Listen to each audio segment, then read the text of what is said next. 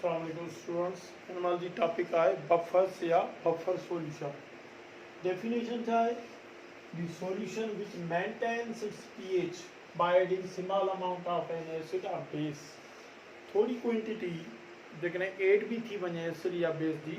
तो बफर पंहिंजी pH के मेंटेन कंदो, यानी कि स्मॉल क्वांटिटी ऑफ एसिड जे एड थियण सां उहो एसिडिक न थींदो या स्मॉल क्वांटिटी ऑफ बेस जे एड थियण सां बफर बेसिक न थींदो, पंहिंजी pH के मेंटेन कंदो। हाणे यादि करे छॾियो त असांजो ब्लड जेको आहे उहो कुदरती तौरु बफर्ड आहे। ॾिसो ब्लड जेको आहे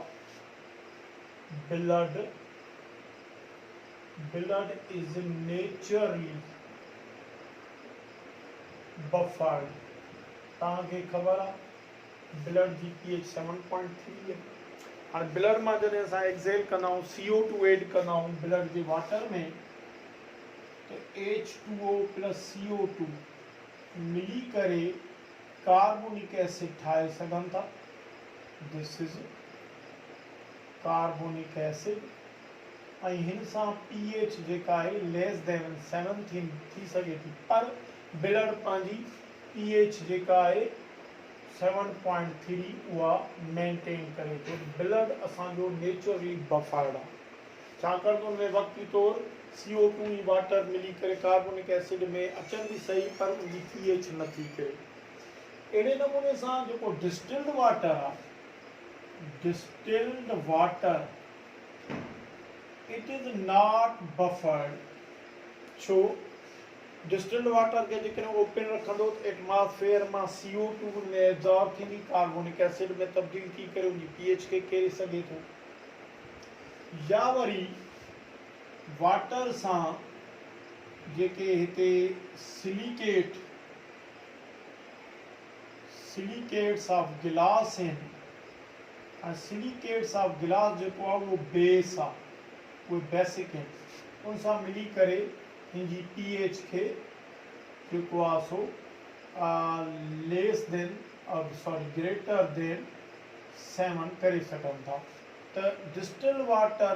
इज़ नॉट नेचुरली बफर्ड। तव्हां ख़ासि करे मेडिकल जो स्टूडेंट सोचींदो हूंदो सर असां त बायोलॉजी में पढ़ियो आहे त बॉडी में वाटर जेको आहे उहो बफर जो कम थो करे, तो उते मेटाबॉलिक प्रोसेस जे करे उनजी हाइड्रोजन आयन कंसंट्रेशन मेंटेन थी रहे। बाक़ी हिते असां मेटाबॉलिक प्रोसेस में नथा अचूं, डिस्टिल्ड वाटर जी ॻाल्हि था कयूं, आउट ऑफ मेटाबॉलिक प्रोसेस, त पोइ उते ही पंहिंजी pH मेंटेन न रखी सघंदो। हाणे सुवाल ये थो पैदा थिए त आख़िर बफर सॉल्यूशन करे छा थो जो उनजी pH मेंटेन थी रहे जेकॾहिं उनमें स्मॉल अमाउंट ऑफ एसिड या बेस एड कयूं था। हाणे असुल में छा आहे त बफर्ड जी यादि करे छॾियो असांखे कंपोजिशन खे ॾिसणो पवंदो। हाणे बफर यादि करे छॾियो त ॿिनि टाइप्स जा थियनि था buffers.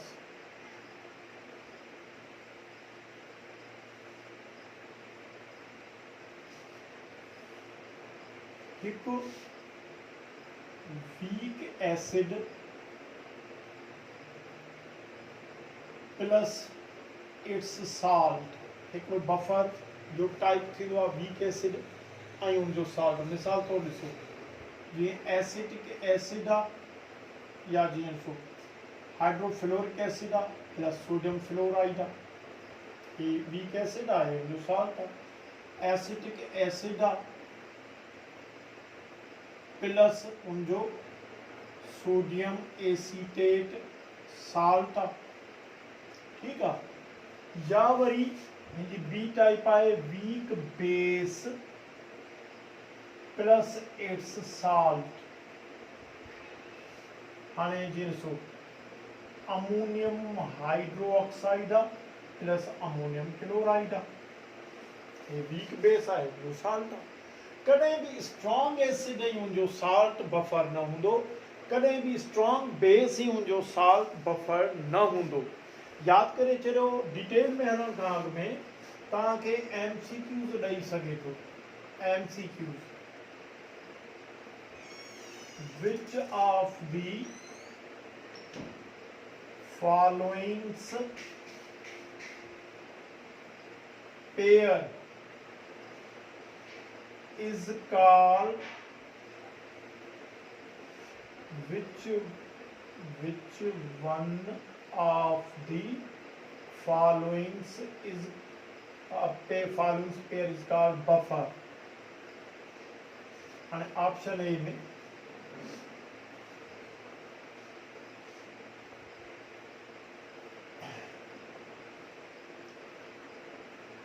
HCl plus NaCl strong acid ऐं जो साल्ट आहे इहो बफर नथो थी सघे ओके NaOH प्लस साल्ट ये भी बफर नथो थी सघे सी में HF प्लस NaF तो ही तव्हां बफर आहे यादि करे छॾियो ही वीक एसिड उनजो साल्ट बफर आहे या वीक बेस उनजो साल्ट बफर आहे जेकॾहिं ही ॾिया वीक बेस जीअं ॾिसो ammonium hydroxide plus ammonium chloride त पोइ ई में बोथ छा थिया सी एंड डी ही ॿई जवाब सही थियणा पोइ सही ऑप्शन थिया ई ठीकु आहे त वीक एसिड उनजो साल्ट बफर आहे वीक बेस उनजो साल्ट बफर आहे कॾहिं स्ट्रॉन्ग एसिड उनजो साल्ट या strong base plus it salt इहे बफर नथा थी सघनि हाणे सोचियो त आख़िर वीक एसिड ऐं उनजो साल्ट बफर छो आहे या वीक बेस ऐं उनजो साल्ट बफर छो आहे हाणे हिते ॾिसो सपोज कयो असां हिकिड़ो एग्ज़ाम्पल तौरु लिखूं था हिते असां वीक एसिड ऐं उनजो साल्ट ॾियूं था हाणे यादि करे छॾियो असां हिते एग्ज़ाम्पल खणूं था एसिटिक एसिड जी एसिटिक एसिड आहे प्लस उनजो साल्ट आहे सोडियम एसीटेट यादि करे छॾियो ही अनआयोनाइज्ड फेज़ आहे ही जॾहिं आयोनाइज़ थियनि था एसिटिक एसिड आयोनाइज़ थींदो एसीटेट आयन प्लस हाइड्रोजन आयन में ईंदो एंड सोडियम एसीटेट जेको आहे उहो आयोनाइज़ थींदो एसीटेट आयन प्लस सोडियम आयन में हाणे एसिटिक एसिड जेकॾहिं आयोनाइज़ थींदो त एसीटेट आयन जी कॉमन आयन इफेक्ट इनखे वापसि बैक कंदी अच्छा हाणे जेकॾहिं असां ही इनजो आयोनाइज्ड फेज़ आहे हाणे असां जेकॾहिं हिन में एड था कयूं add small amount of an acid suppose कयो स्ट्रॉन्ग एसिड था एड कयूंसीं HCl हाणे HCl आयोनाइज थींदो त हाइड्रोजन आयन्स ॾींदो प्लस क्लोराइड आयन्स हाणे थींदो ईअं त एसिड जी हाइड्रोजन आयन कंसंट्रेशन pH खे केराईंदी हिन खे एसिडिक कंदी पर हिते ही हाइड्रोजन आयन्स छा कंदा कॉमन आयन इफेक्ट पैदा कंदा कॉमन आयन इफेक्ट जी मदद सां छा थींदो इक्विलिब्रियम पोजीशन लेफ्ट तरफ मूव कंदी नतीजे में छा थींदो त अनआयोनाइज्ड एसिटिक एसिड पैदा थींदो माना छा नतीजो इहो निकिरंदो तो जेतिरो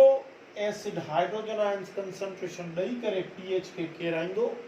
ओतिरो हाइड्रोजन आयन्स जी कॉमन आयन इफेक्ट इक्विलिब्रियम पोजीशन खे पोइते पुश कंदी हाणे छाकाणि त वीक एसिड जल्दी पोइते पुश थींदो स्ट्रॉन्ग एसिड त न थींदो ऐं जेकॾहिं इक्विलिब्रियम पोजीशन कंहिंजी शिफ्ट थींदी वीक एसिड जी माना इहे कॉमन आयन इफेक्ट जे करे वापसि हाइड्रोजन आयन्स एसीटेट आयन सां मिली करे अनआयोनाइज्ड एसिटिक एसिड ठहंदा नतीजो निकिरंदो त जेतिरा हाइड्रोजन आयन्स ईंदा कॉमन आयन इफेक्ट में वो हाइड्रोजन आयन्स एसीटेट आयन सां कंबाइन थी करे अनआयोनाइज्ड ठाहींदा जंहिंजे करे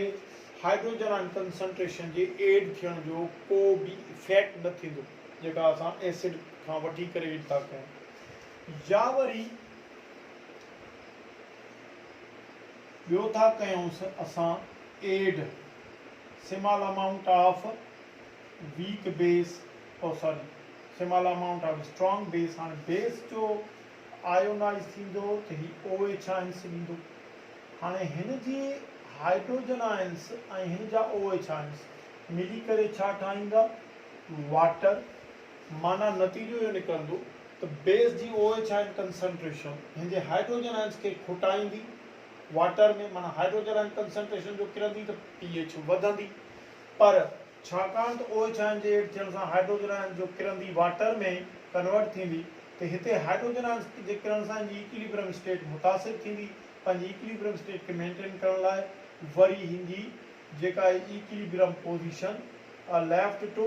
राइट तरफ़ पुश थींदी। हाँ लेफ्ट टू राइट तरफ़ पुश थींदी त तंहिंजी माना त जेतिरो बेस OH ॾींदो ओतिरो ई आयोनाइज थी करे हाइड्रोजन आयन ॾींदो, जंहिंजे करे हिते हाइड्रोजन आयन कंसंट्रेशन में को बि फ़र्क़ु न पवंदो, जंहिंजे करे pH मेंटेन रहंदी। तंहिंजी माना त बफर एसिड या बेस जे स्मॉल अमाउंट जे एड थियण सां पंहिंजी pH छो थो मेंटेन करे, इन्ही करे थो मेंटेन करे,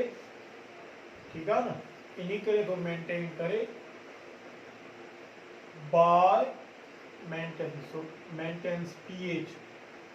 तो करे बाय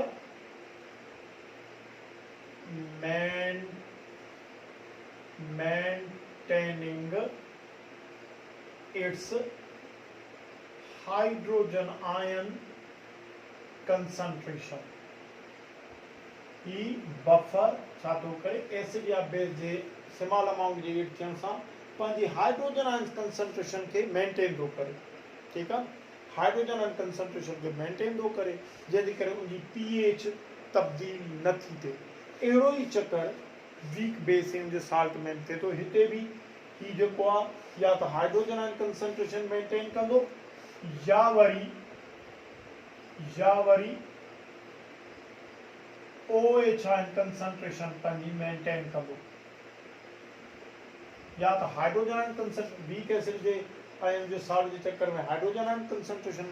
मेंटेन कंदो, पर वीक बेस में छाकाणि त डोमिनेंट परसेंटेज OH जी हूंदी कैरेक्टर, उनजे करे हिते वरी स्मॉल अमाउंट ऑफ एसिड या बेस जे एड थियण सां पंहिंजी OH आयन कंसंट्रेशन खे मेंटेन कंदो। माना जेकॾहिं असांखे MCQ अचे त buffer solution maintains its pH by adding small amount of acid or small amount of base by option A मिले by maintaining its hydrogen ion concentration, B में by maintaining its OH ion concentration, C में both, तो असां both के mark कंदासीं, उहो correct option मिले।